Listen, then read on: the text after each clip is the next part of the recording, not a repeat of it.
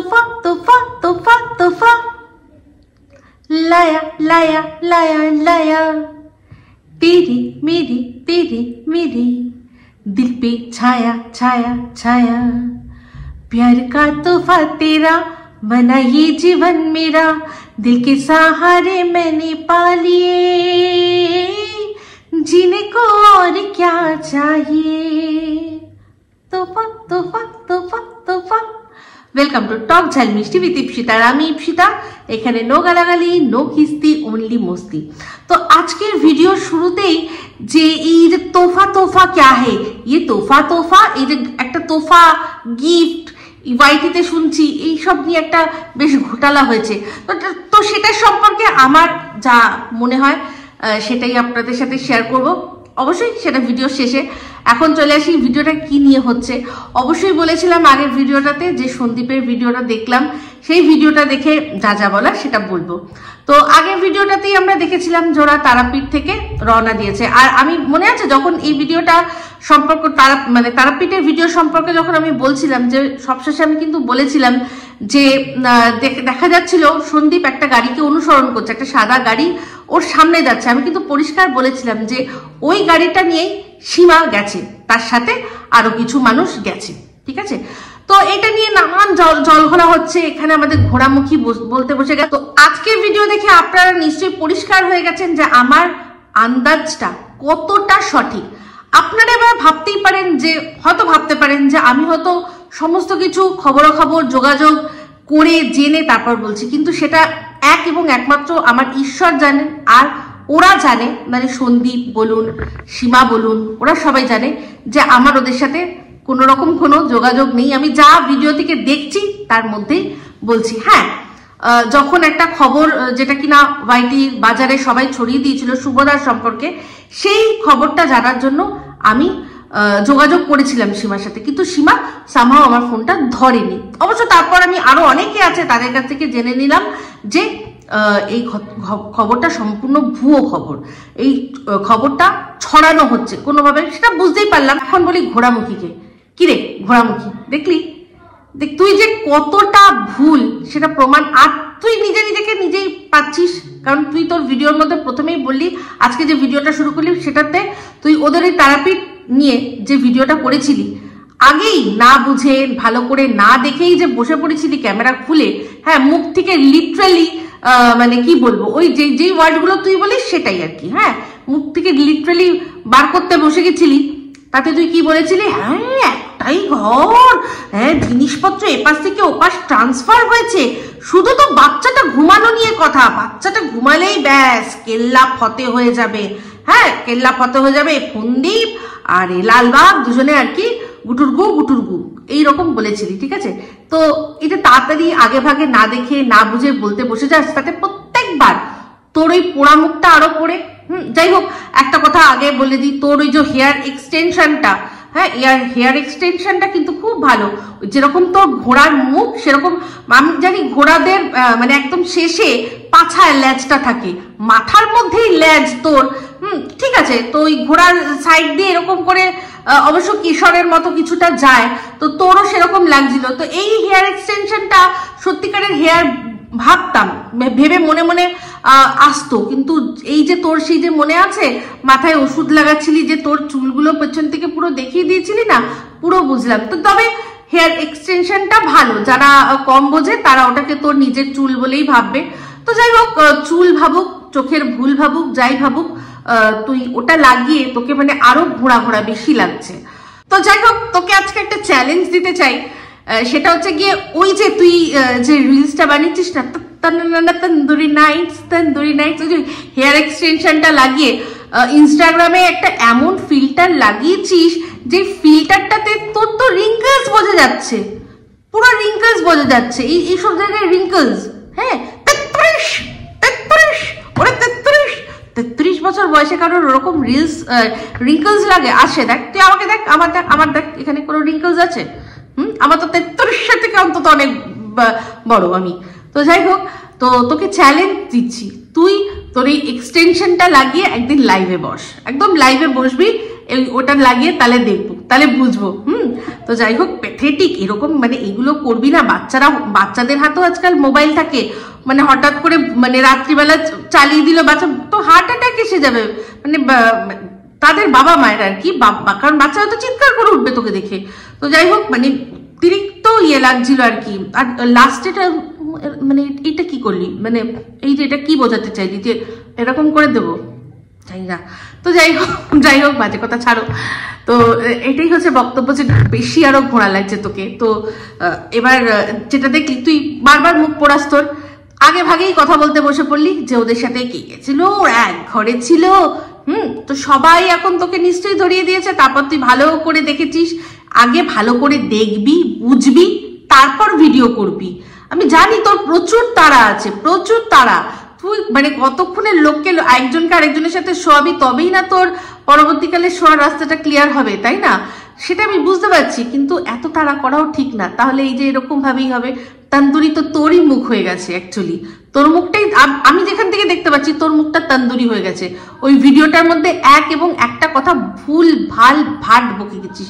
সেই জন্য কি বললি আজকে যে হ্যাঁ ঠিক আছে চলো, আমি মেনে নিচ্ছি যে ওদের দুটো রুম ছিল। তো তারপর তুই বললি যে আচ্ছা তাহলে সকালবেলা কি হলো, সকালবেলা চাটা কোন রুমে খাওয়া হলো? অবশ্যই সন্দীপরা যে রুমটা নিজেদের বলে দেখিয়েছে সেই রুমেই চা খাওয়া হয়েছিল।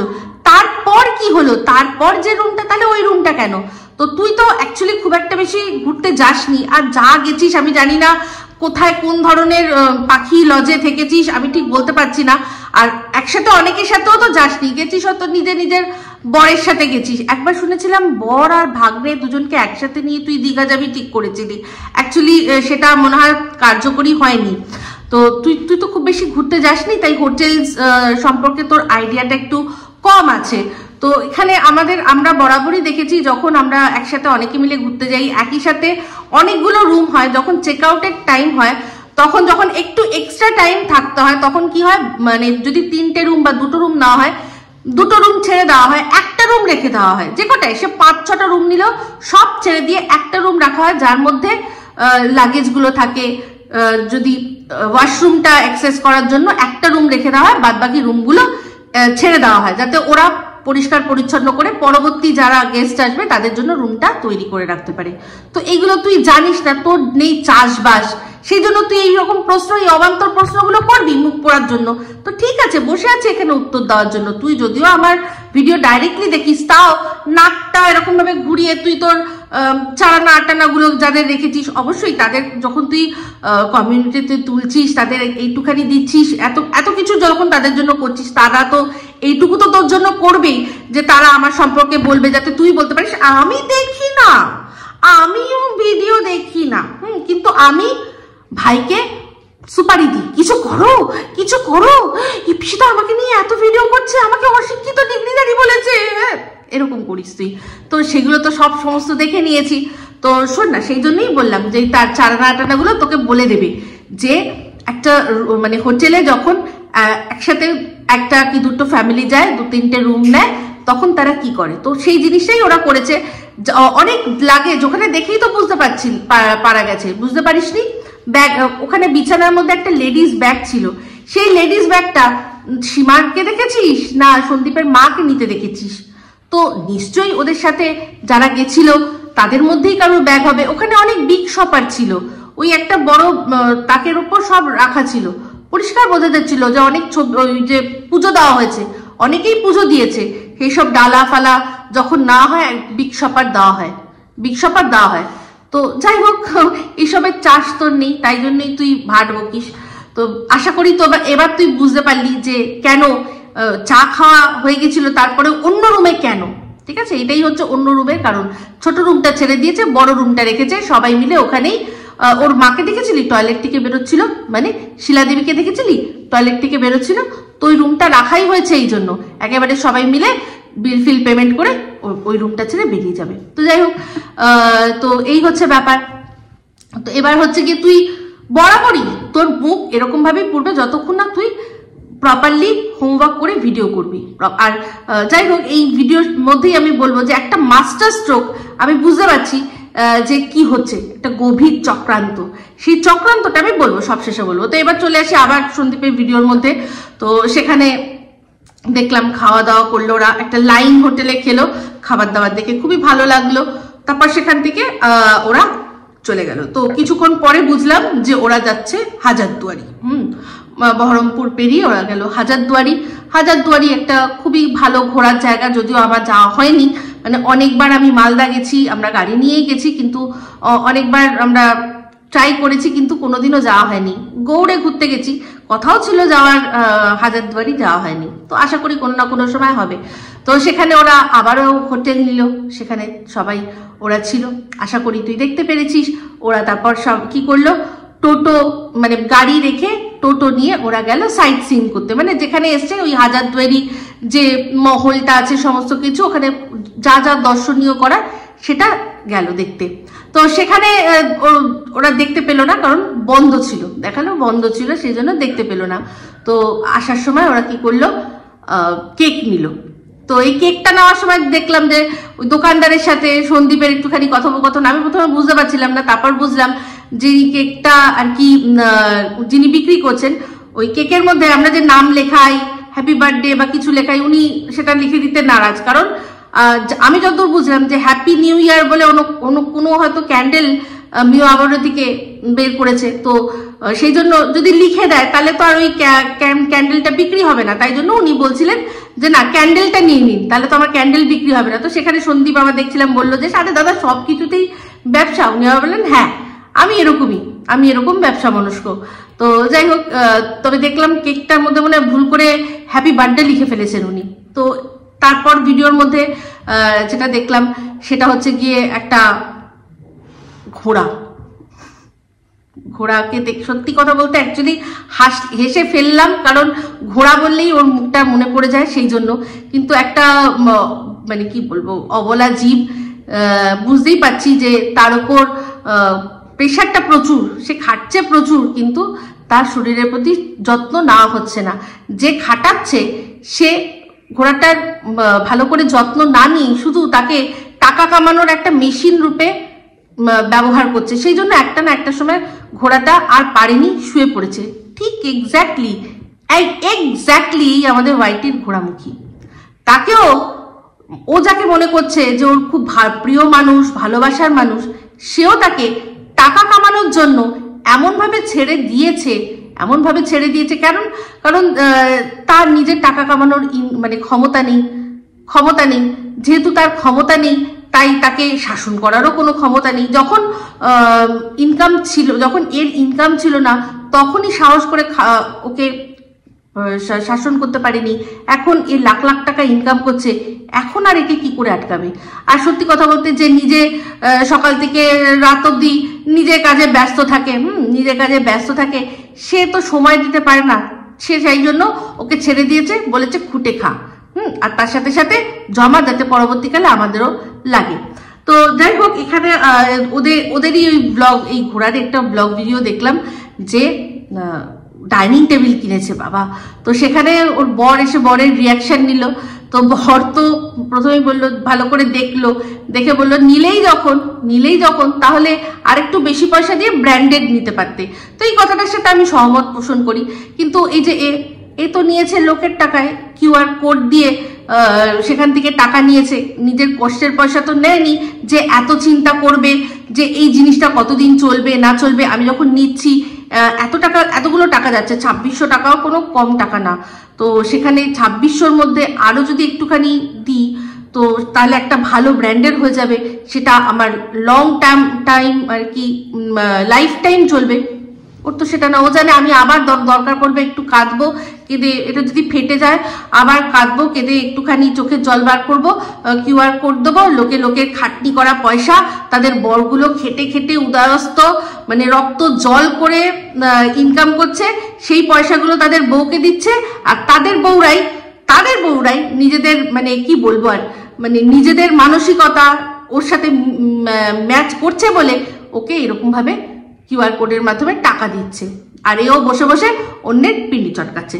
তো পিন্ডি সবাই সবার চটকায়, এখানে পিন্ডি সবাই চটকায়, কিন্তু এর ব্যাপারটা হচ্ছে কি বলুন তো, এর ক্ষেত্রে একজনের ক্ষেত্রে একরকম কথা, আরেকজনের ক্ষেত্রে আরেক রকম কথা, নিজের ক্ষেত্রে এক, অন্যের ক্ষেত্রে এক।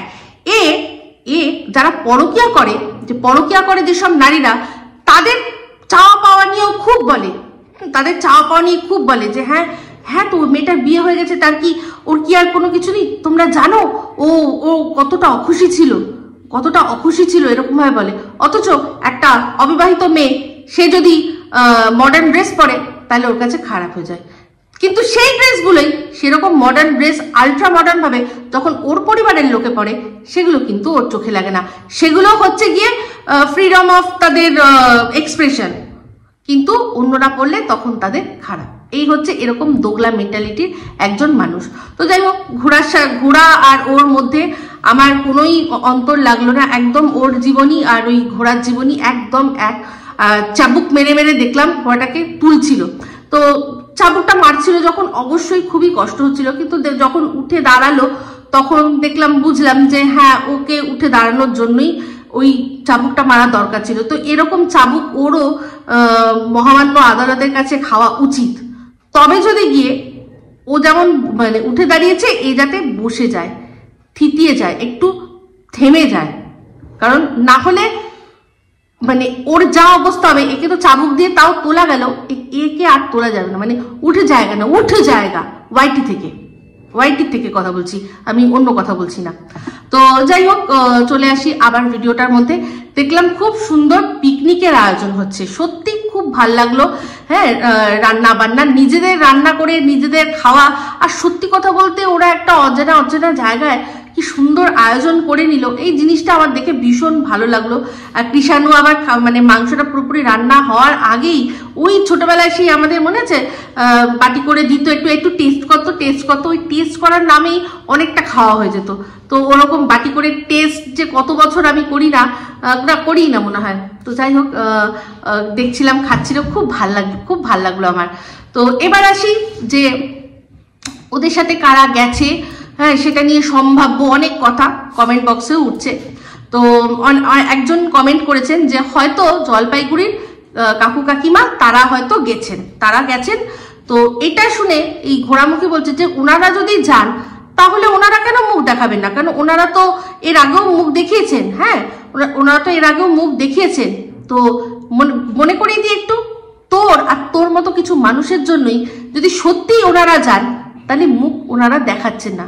কারণ সত্যি কথা বলতে মুখ দেখানোর মতো অবস্থায় তুই ছাড়িসনি, আর তোরই মতো কিছু মেন্টালিটির মানুষরা ছাড়িনি। ভুলে যাস না এত তাড়াতাড়ি, কৃষাণুর জন্মদিন এমন কিছু দিন হয়নি, এই তো সবে অক্টোবর মাস গেল। সেখানে এক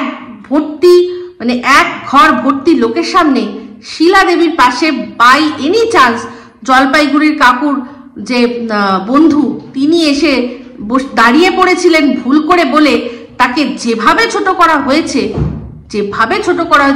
তাদের সম্পর্কে যা নোংরা কথা বলা হয়েছে, আমার মনে হয় না ওনারা আর চাইবেন কোনোদিনও কোনো ব্লগারের ক্যামেরায় আসতে।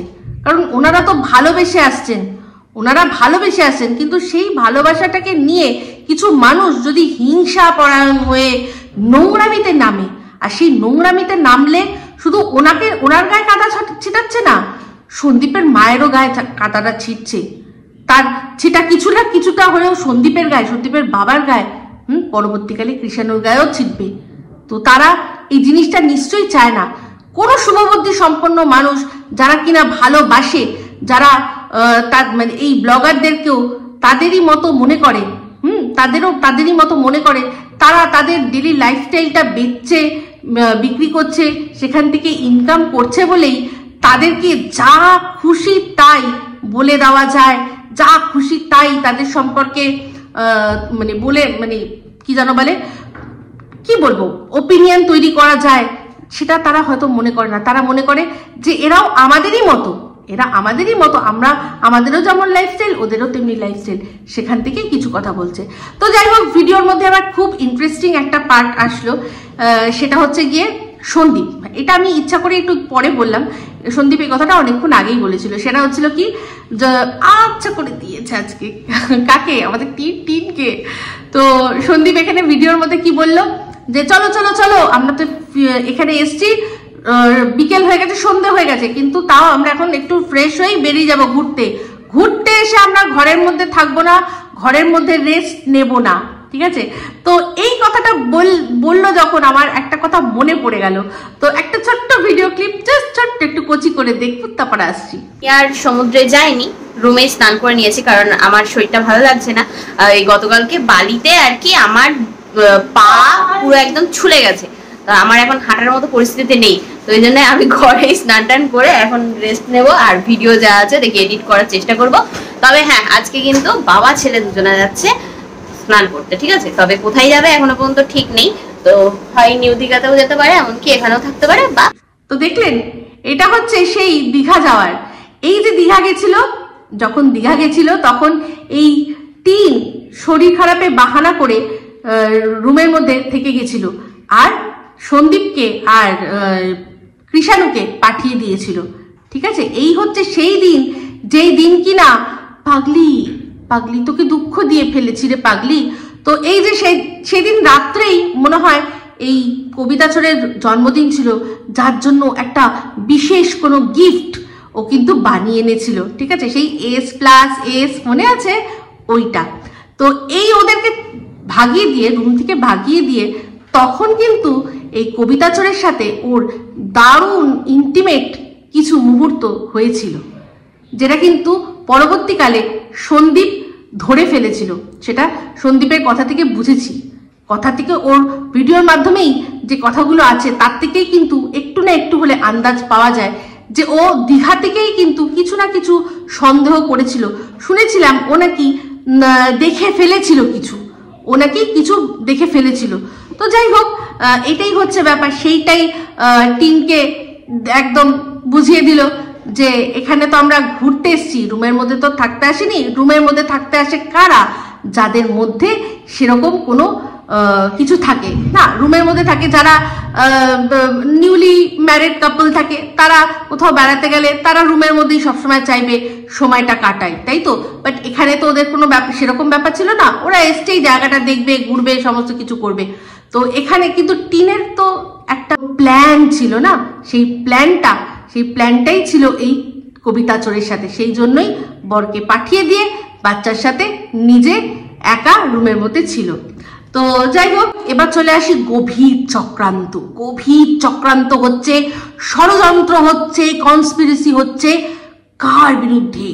আমাদের গোড়ামুখীর বিরুদ্ধে। কি না, এখানে সন্দীপ আর সীমা দুজনে মিলি ভাগাত করে, ইচ্ছা করে এমন এমন জিনিস দেখাচ্ছে, যেটা নিয়ে জ্বলে পুড়ে রাখ হয়ে আমাদের ঘোড়ামুখী করে কন্ট্রোভার্সি ভিডিও করে, আর ব্যাস ফেসে যায়। তো ব্যাপারটা এরকমই হয়েছে, মাস্টার স্ট্রোক। যদি সত্যি এটা করে থাকে সীমা সন্দীপ, আমি বলবো মাস্টার স্ট্রোক। হ্যাঁ, তো এখানে ওরা এমনভাবেই কথা বলছে যাতে ও ওদেরকে নিয়ে কন্ট্রোভার্সি করে, ওদের সম্পর্ক নিয়ে নোংরা কথা বলে। তো যদি এরকম হয় তাহলে কি হবে? এক তো হচ্ছে গিয়ে ওদের ভিউজ আপ হবে, আর দ্বিতীয় হচ্ছে গিয়ে যদি এমন কিছু কথাও বলে ফেলে, তারপরেই ওকে পুরো আইনি জালে জড়িয়ে নেওয়া যাবে, ঠিক আছে? এটা ওর ধারণা, ও বললো আর কি। তো যাই হোক, আমার মনে হলো যে হ্যাঁ, সত্যি ঠিক। এইটা যদি করে থাকে না, তো সেই জন্য ঘোড়ামুখী কি বললো, আমি বাবা ওদের নিয়ে আর বলবো না, যা বলি আমি ফন্দীপকে নিয়ে বলবো, আমি সীমাকে নিয়ে, মানে লালবাগকে নিয়ে ও আর বলবেই না, ঠিক আছে? তো ভালো কথা, খুব ভালো। তা এটা মানে এমন একটা সিচুয়েশন, সীমা সন্দীপ যেই করুক না কেন করে দিল, এটা পুরো চেকমেট। ও যদি ওদের নিয়ে কথা বলা বন্ধ করে দেয়, তাহলে তো ওদের ভালো, মানসিক শান্তি পাবে। আর যদি না বলা থামায়, তাহলে ওদের ভিউজ হবে, তারপর ওদের আইনি হাত খুলে যাবে। তো সব দিক দিয়ে চিট বি মেরি পট বি মেরি, হলো না? চেকমেট। তো এটাই হচ্ছে গভীর চক্রান্ত। তো যাই হোক, কেমন লাগলো এই চক্রান্তটার সম্পর্কে? কি মনে হয় কে করেছে এই চক্রান্তটা, সীমা না সন্দীপ? কে মাস্টার মাইন্ড? প্লিজ কমেন্ট করে জানাবেন। তো চলে আসি এবার ভিডিওর সেই পর্বে যেখানে আমি গানটা গেয়েছিলাম, যার জন্য তোফা তোফা তোফা তোফা। হ্যাঁ, তো তোফা, গিফট, নজরানা, যাই বলুন না কেন, সেটা নিয়ে একটা কিছু গোল বেঁধেছে। তো সেই গোলটা বেঁধেছে কি, ওই যে মনে আছে সন্দীপদের বাড়িতে যে পিকনিকটা হয়েছিল, ওটাকে এখন আর পিকনিক বলা ঠিক হবে না, ওটা সন্দীপের তরফে ট্রিট বলা যায়।